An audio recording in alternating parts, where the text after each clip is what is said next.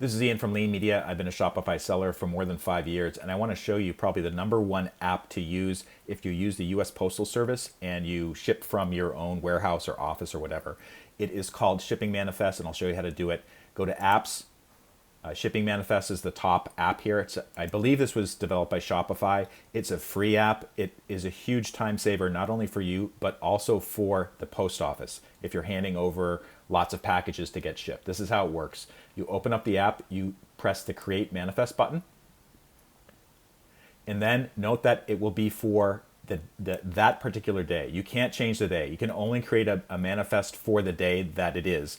Interestingly, all of these packages, we packaged them yesterday on Sunday, but we had to set the date for today because, of course, the post office isn't open on Sunday. So I'm only able to see the available labels. There's 12 of them for today, even though I packed them yesterday, and I can't change the day. Like if I was preparing to do stuff for tomorrow, I couldn't print the manifest today, even if I packaged everything up. It would have to wait till tomorrow. So you can see I have 12 packages to go. So instead of handing over these 12 packages and the poor clerk at the U.S. Post Office, having to scan them one by one and, wasting everybody's time, all they need to do is I'll generate the manifest.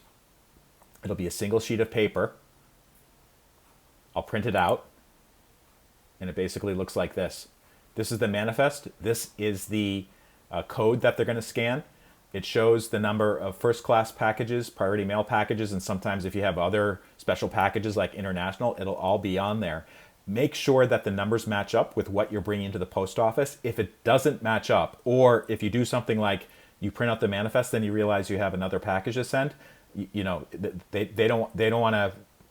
You can't edit this. It's basically once you're done, you're done. So the way to do that particular situation would be to give them a scan sheet, and then anything extra beyond that would have to be scanned separately. But I already checked the numbers. This is correct. I have 12 packages going.